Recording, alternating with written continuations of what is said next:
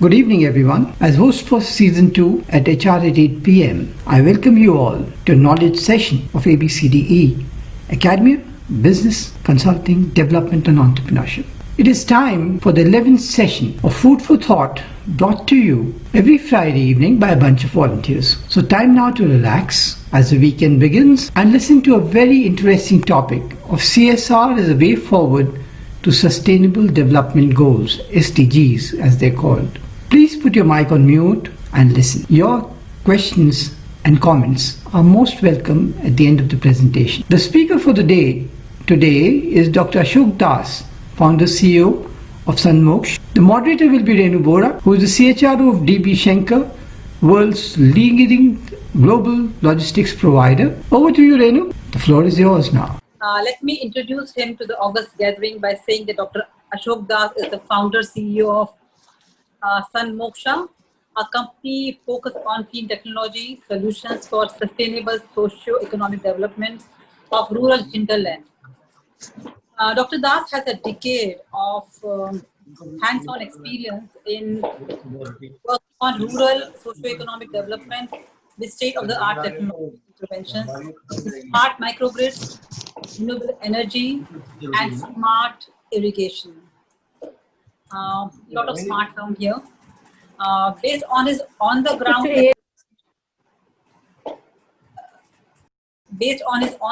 assessment of the real issues of rural development, he has developed state-of-the-art comprehensive technology solution and business models to address these issues. His innovations have received several national and international awards and accolades. It's a privilege to have him with us.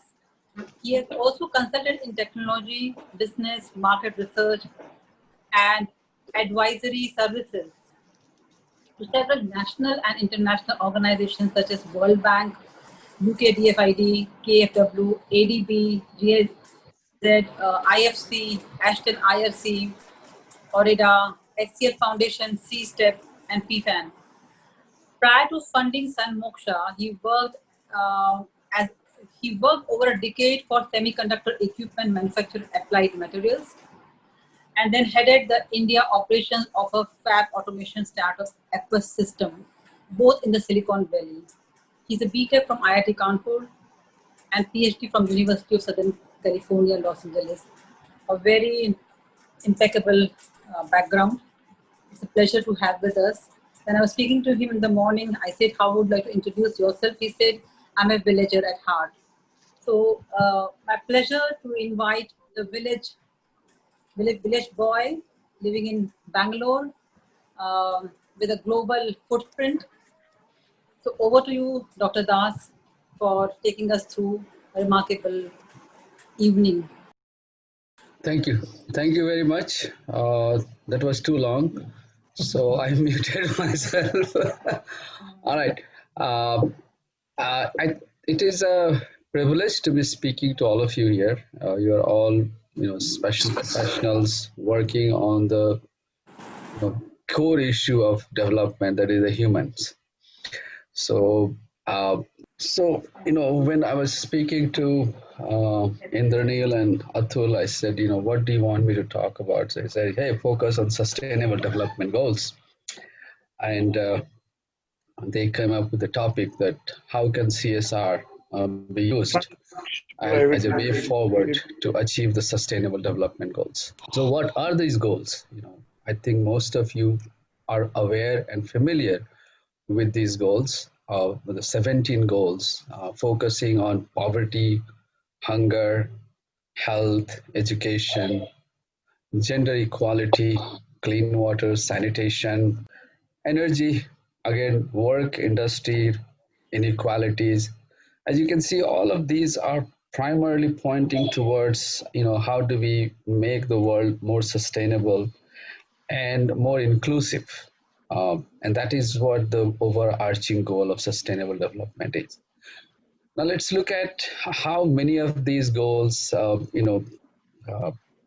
relate to the problems around the world, and especially in India. We are facing several challenges. I will confine myself primarily to the rural India because that is where our work is, that is where a lot of effort is needed.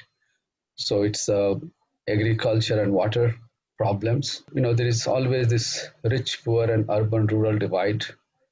And I believe that it's primarily leads to, is because of SDG 8, income, decent income, again, poverty, inequalities, and the very recent ones about this migration, tackle development, that such extremities don't happen in future. Relate some of these to the so-called CSR Act and what are the various things that are allowed under CSR Act.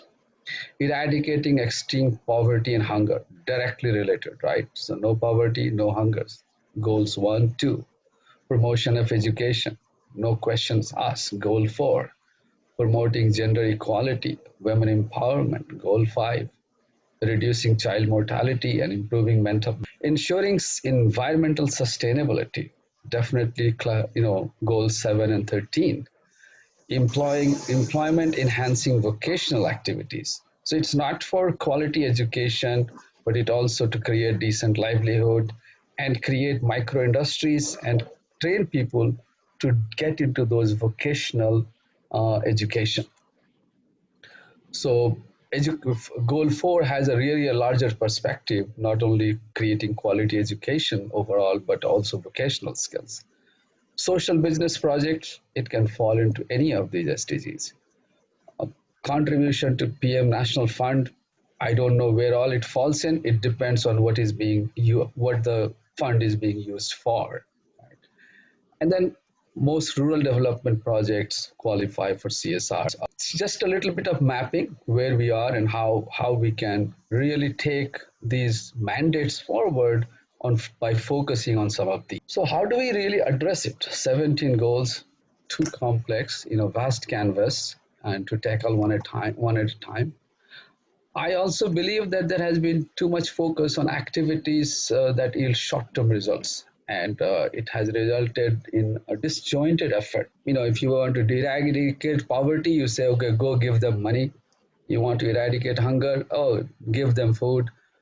Don't have good health, okay, create some medicine, give them some medicine, give them some kits. Education, make some effort to get them educated, make some buildings, etc. So there have been multiple efforts, but I feel that is there a the question is, there a systematic way to address these SDGs for a long-term impact? Because these short-term impacts just give a short-term effort give you short-term impact, but eventually we keep going into cycles. Poverty has, we have been talking about 70 years in India, garibi hatao, garibi abhi bhi nahi hai. So why? There needs to be some systematic way to change that and systematic way to tackle that. What is that? From our perspective, what I believe is the SDG 8 is a key. I have a question for the August audience here. We all talk about poverty, hunger, health, education, etc. Why none of the people in this forum today, are we at all worried about those? No, right? You can take care of education, you can take care of hunger, poverty, everything. And what is the difference? The difference essentially is that if you have enough economic means so that we can take care of ourselves. So if we really focus on 8 and give everybody enough economic growth, decent work, and enough livelihood, they can themselves go and take care of their hunger. The poverty will be eradicated automatically. They can go and take care of their health. They can go and they take care of the education. Equality will reduce. Gender equality will increase. This is the result of the focus on one goal, that economic empowerment is the key. And of course, as time progresses in the long term, you will achieve the sustainable communities and peace and justice on this earth. If everybody has enough to eat and live and raise families and give everybody good education, why would there be a fight? Okay, so if you look around all the fight, it's because of only two things, either need or greed. So I don't know how to take care of the greed, but at least need we can deal and we can take care by working on SDG 8. How do we do it? So our principle is again E3 and P3. E3 is entrepreneurship, education, whereas education includes skills and empowerment. If you just throw things at the beneficiary, it doesn't go much unless they are empowered to take care of themselves, right? So the idea is creating millions of micropreneurs earning tens and thousands of, well, I have dollars here, but in Hindi, create crores of lakhpatis than a few crorpatis. How do we do that? How do we democratize the wealth? And that is by focusing on eight. Okay. So that is where all the value propositions that we develop is around eight, that what can, and every village and every community has a different value proposition depending on where the community is. It has to be anchored in the people, planet, and progress, because we have had too much focus on the R part or the rupee part, and both people and planet have gone for a toss. How do we make sure that our development efforts are balanced and take care of the climate 13, 14, and 15? So these are the two, sort of principles that we work on. So E3 plus P3 gives you sustainable socio-economic development, where we focus on economic growth here and the climate, and eventually we achieve a sustainable socio-economic development. We must realize that every community is this whole development process is a staged process. I cannot go and make the intervention at one time and assume that now the development is finished, because the community moves from one stage to another and their needs keep changing, and different kinds of interventions are needed at that level of the community to keep moving them up the value chain and keep moving from one stage to another stage. I will give you some examples that how we believe we are trying to do that, and how do we systematically bring about this change. So our principles are more or less focused on Dr. Kalam's Pura village, and we are trying to create that provision of urban amenities in rural areas. That is the key to the development of rural India and reverse migration, if you say. And that is the only way we can eventually achieve the Gram Swaraj that we have talked about for many years, but it's still an illusion to achieve that Gram Swaraj. So we focus on empowering farmers and villagers to improve their lives. So as one of my farmers, Mukhia told me that pani hai to kisan hai, bijli hai to roji hai. So water and food, water and energy are two key components, and the whole village economy is centered around food production.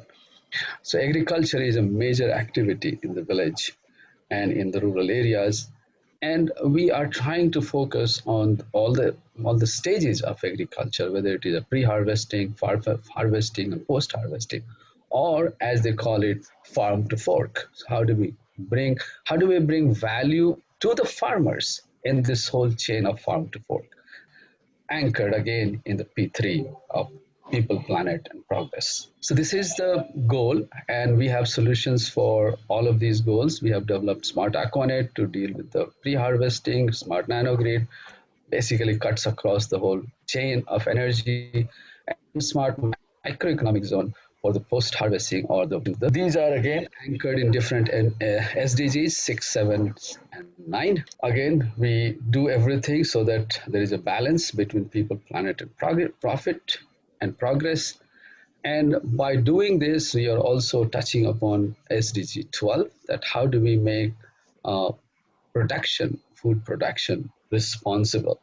It should be sustainable production of food, and not a scenario where now more than half the India is reeling under the water issues.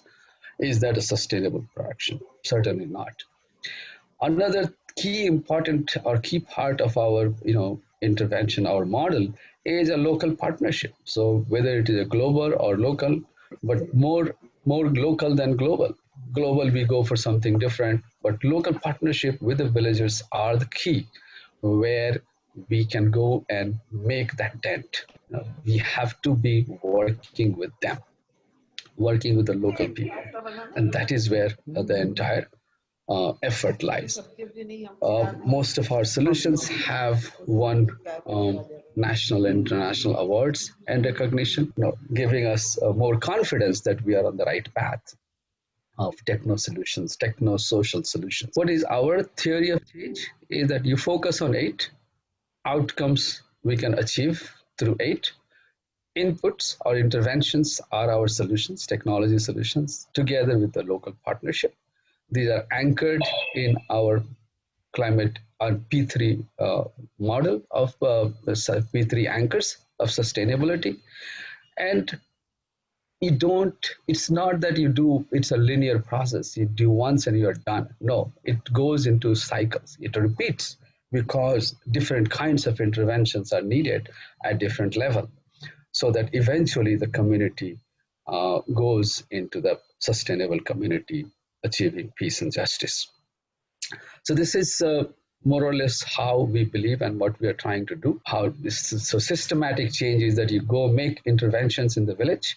So smart interventions such as energy, water, resource utilization, whatever is the need of the village, that gives access to resources, access to connectivity, livelihood for the people, and that eventually catalyzes the whole process of development and development in the ecosystem for the economic growth and quality of life. So employment and entrepreneurship, skill development, women and youth empowerment, all enabled by technology. So how can CSR funds help achieve some of this sustained impact? As I said, many times I have seen many CSR activities going and doing a short-term impact. Yes, I have benefited. I saw we gave 10,000 lanterns to the family. We did well.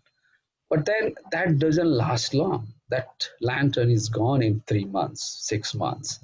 So how do we go and do things, and then the community, the CSR effort moves away from that village. It goes somewhere else. And then there is nobody to look after them. So our model is that it has to be a long-term commitment, and funds should be utilized to catalyze long-term development, not just a short-term output. Creating livelihood, creating micro entrepreneurship opportunities, engaging the youth, skilling them, and making the micro entrepreneurs. Make sure women are empowered, right? Funds impact should be extended over several years. If I, just one example I give, that if I do, a home lighting system or a solar lantern, I'm an energy guy. That impact is not going to be lasting too long. It just gives them light. But if I give a microgrid, or if I give them power, then the whole development process starts, and there is a long-term impact in the village and in the community. And of course, there has to be accountability on the part of the implementing agency, scalability. How can I go into multiple places? And transparency. So transparency is one of the things that was key to our own measures and metrics. That how do I make sure that the funds investors are transparently monitored, and through that transparency you bring continuity of engagement. So because continuity of engagement with the beneficiary is equally important. If you just lose the continuity, your efforts and your funds and your CSR activity that you did are negated again. And for that transparency and continuity is where we bring technology, so that there is a local support. We are talking technologies such that the people in the village can use it. There is a remote command center where we can support, we can look at the solutions, we can look at the problems and address and provide the ongoing support to the villagers or to the project. and bring the customer, make it easy for the customers to interact with our systems. And this data is available to everybody, the CSR folks, all the stakeholders can look at the data and make sure that yes, what we promised is what we have delivered. But more than that, it helps us do the operations and support so that we can scale and provide sustainability. Right. So, from day one, you engage with the youth in the village, you hire them, you make them part of the implementation, and then one of them become your operators, and a few of them together start to run the whole system and make them sustainable. So we, in fact, have developed the entire model of what are the various ways that we should be doing this whole entire village development. So step 1, 2, 3. This entire model is being built and being tested. There are multiple of tools being developed so that we can have a long-term sustained relationship with the community that we are engaged with. We have been working with international research collaborators on many of these solutions, and actually a lot of these things have come. And one of the engagement really started with CSR, that how do I provide, give CSR a value, show them that why should they choose one intervention versus other? What is the long-term impact? And on that one, develop a model to develop the value proposition. And then there is another model, system dynamics, which builds scenarios, which evaluate your policy that, hey, if I do this intervention, what will happen? And how do I choose between the 5 interventions that I'm thinking? What will give me most impact? So those are the various system models and tools that we have ended up developing to help the CSR folks. Moderator, it's opposite. We just started with irrigation, and it has given them enough income that they have gone straight into agri outlets. And so depending on what is required in which village, that is how the assessment needs to be done, that what do the beneficiary want, rather than we going and say this is what you need. So that is the difference, and that is how even the CSR needs to think that how do I make my intervention desired, or desired by the community? What do the community really needs, rather than what I want to give? So I'll just walk you through some of these examples that we did with CSR funds, and there were some background certain problems. Like this is the Chotki where we started with CSR fund. They wanted to do a remote village, they wanted to solarize the whole village, and we had a ready-made village for that, and we saw the changes. But again, in this situation, the CSR agency did this and then said, okay, we are done, right? But that is where the whole problem came, because we also said we did it and we are done, but we were not done. So it was a big learning for us.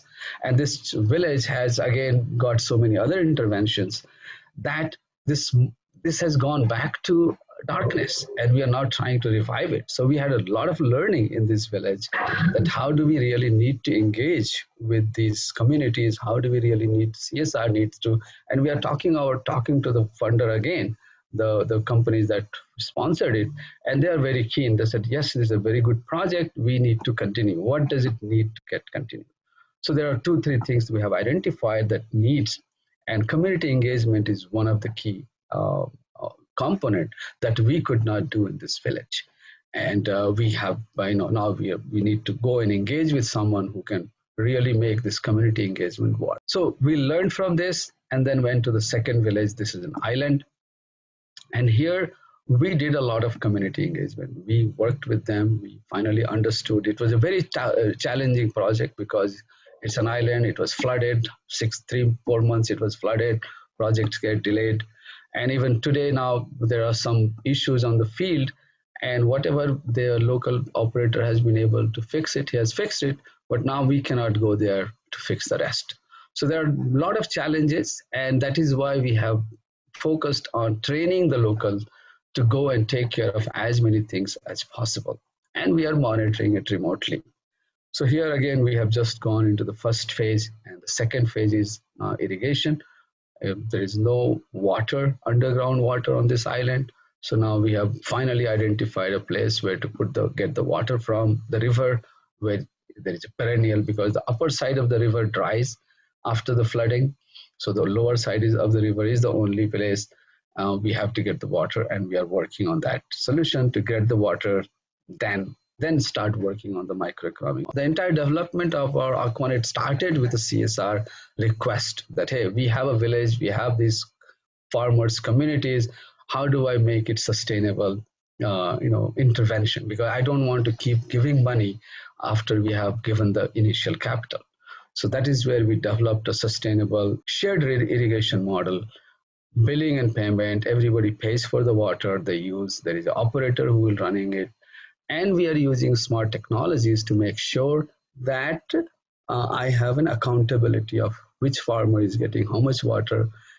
And the second level of intervention is that, are you using the right amount of water?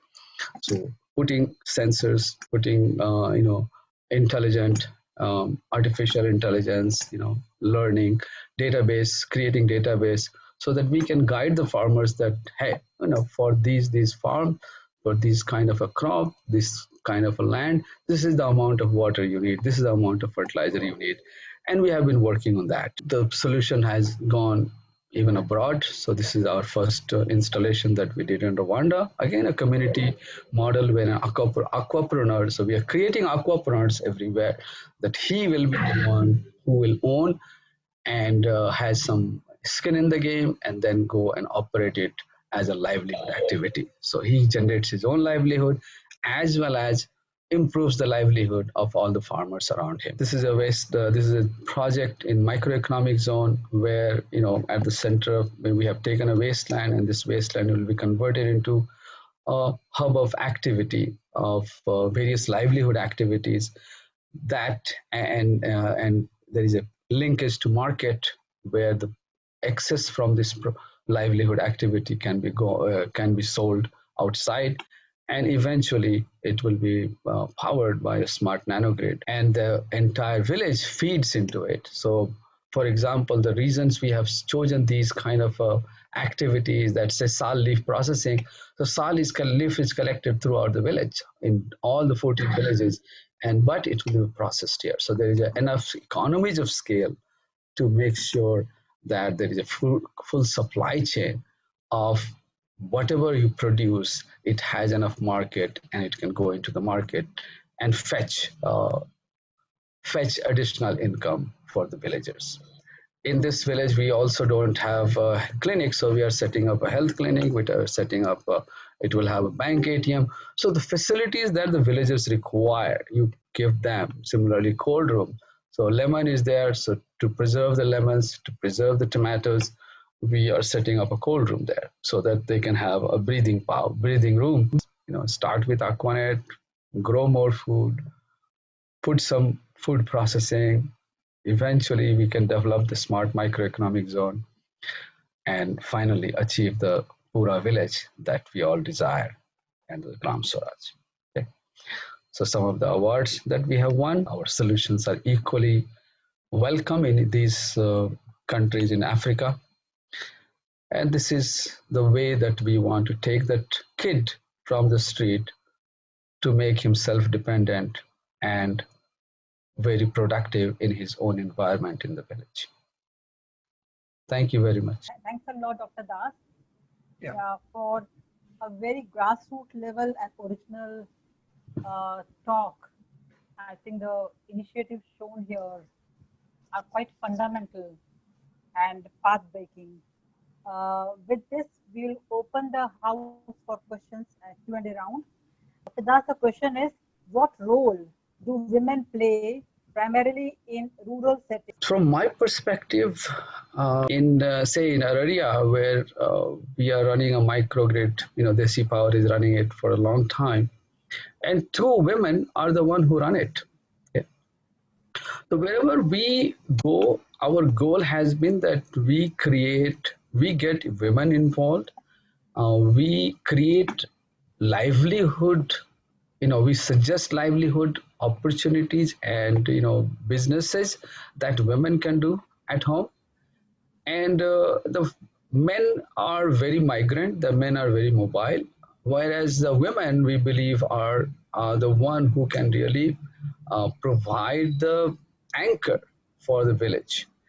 And that is where our whenever we have tried, whatever we have been able to, we have tried to get women involved.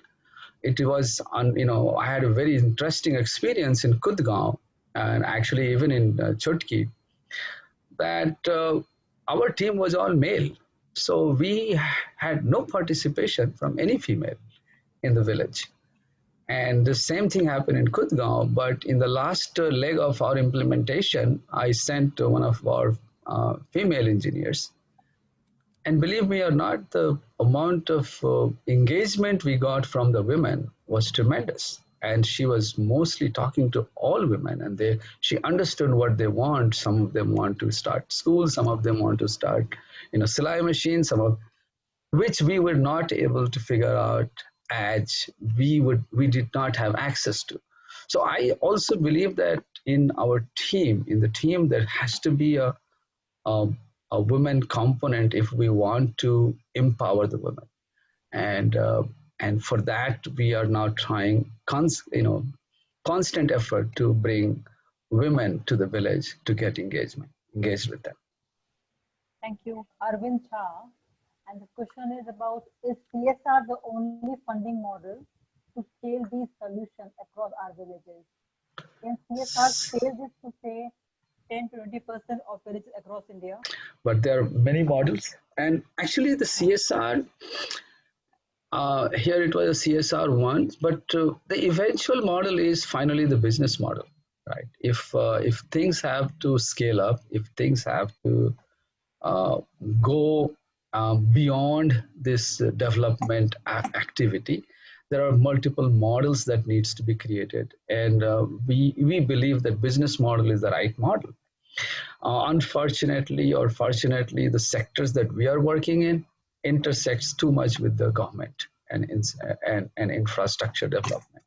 So that is where the entire hindrance has been, but that is our experience because of the way we are doing. But say, for example, in the irrigation sector, we are impacting, and it's a business model. We create, perhaps what needs to be done is a combination of funds where some equity is provided, uh, some equity comes from the entrepreneur, some debt comes from the bank, and there could be a gap funding. So that gap funding could be even from us as a developer, we become part of it, or it could be funded by some CSR funds.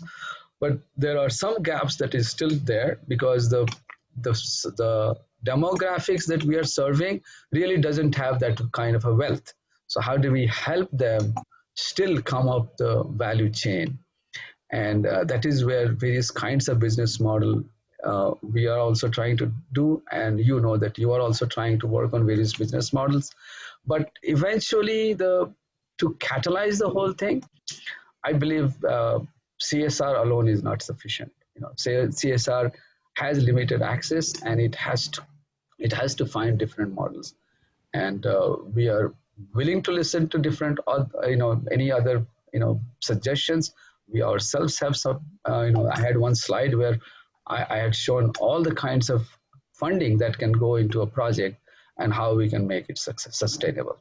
The goal is that it should not be a capex project, it should be an opex project, that you don't just give capital and say you're done. I have to create ways to maintain it, operate it, and run it by the locals. And that is where a lot more commitment is required than, and that is where I believe that one lesson or one effort that CSR can do is how do we engage with the community for a long time. I was speaking to one of the young folks at Tata Trust, and she also says that we are realizing that we go and we engage with the community for a very short time, and after that we don't know what has happened. So my effort, her effort was to create a long-term sustainable engagement with the community so we can keep moving with the community as they improve. And that gives much more satisfaction. How do you tackle local politics by panchayats? I will tell you one thing. The one lesson that we learned is to do things without them and then let them come and say, oh, you have done it. Now I want to do more.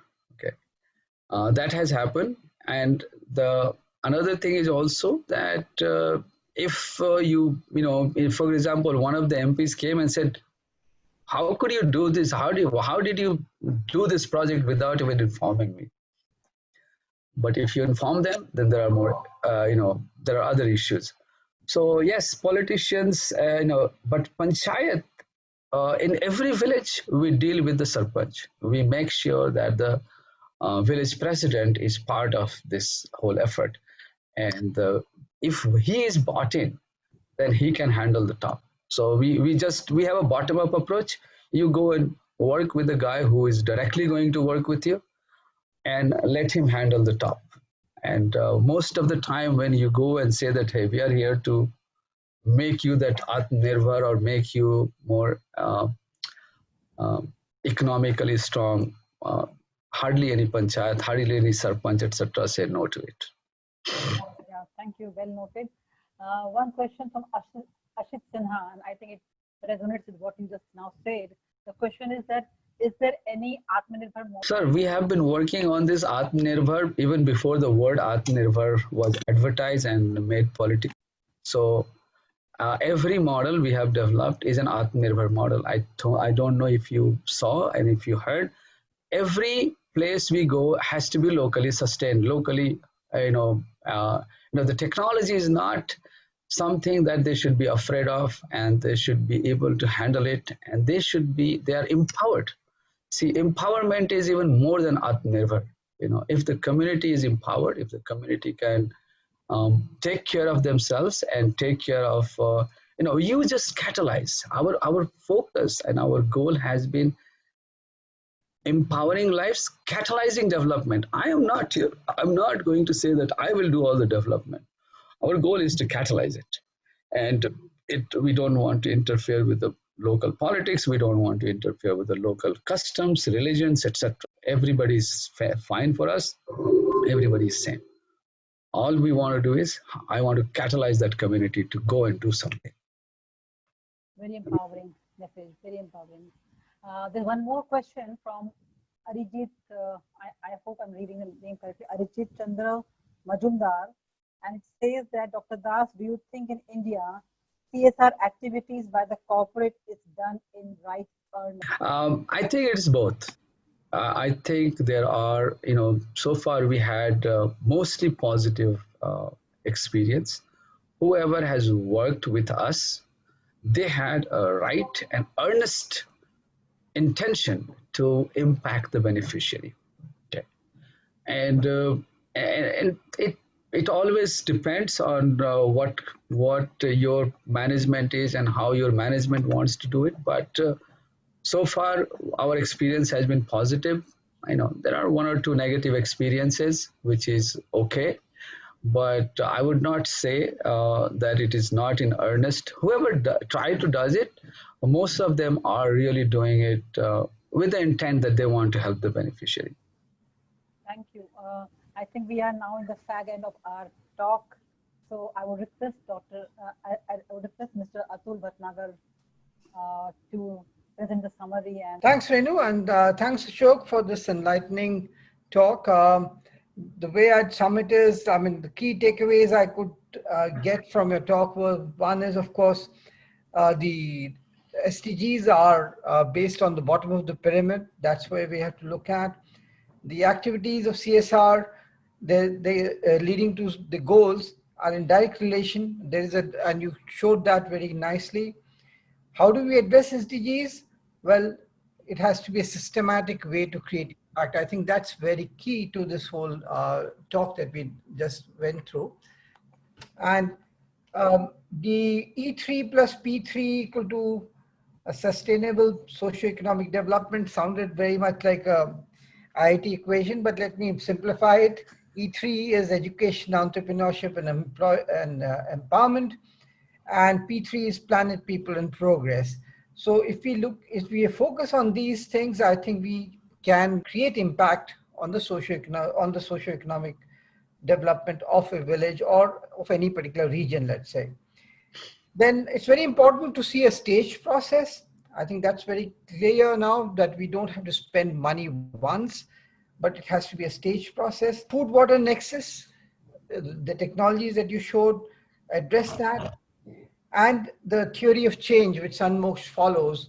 So there is a science behind, and there's a kind of a path to progress and the way to achieve Pura goals of Abdul Kalam ji and Mahatma Gandhi ji's Gram Swaraj. These are kind of talks right now, but I think what you did very well by showing how can we address that and what is the path for those. Then funds for several years impact objectives of this particular talk, that we should not just be focusing on providing short-term impact through lighting. Yes, it is very important. Look, we need to have electricity in the home, we need some light in the night, but can we produce something which can also monitor whether that's being used, or can that be sustainable? And instead of light, can we provide power instead? That becomes a long-term impact that we can create and across many years. And the technology that you were talking about provides transparency and continuity. That's a very essential item for any CSR or any kind of donor who wants to see impact in a particular region. Transparency and continuity can only come through technology. And at the end of it, the learnings, I think the learnings are very clear. It's coming to, you have to have continuity engagement.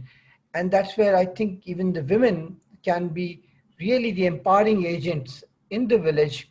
As you rightly said, they are the ones who anchor the village, whereas the men are a bit mobile and a migrant, and they can move off the moment they start earning more money. But the women being there in the current situation can really become the anchor for development and in the rural areas. So I would stop at that. How do we catalyze development? It's very heartening to hear how in a very systematic way through women itself, I'm not saying that's the only way to go ahead, but this is one place where women empowerment can lead to a very big impact in the rural settings. So thanks for that. We can call Arijit Da. Good evening, everybody. It was an excellent presentation and great meeting, Dr. Das. CSR being a topic of interest for many, I'm sure they will find a lot of meat in it. And I think for Dr. Das, it was time too short for the session. And we would sincerely look forward for another session. Thank you, Dr. Das. Thank you once again. Thank you, sir. And last but not least, I'd just like to thank Indranil. He does all the background work, talking and getting. Thank you very much, all the audience. Have a good weekend. And this was food for thought. Now you can head for food for stomach. Dinner is waiting.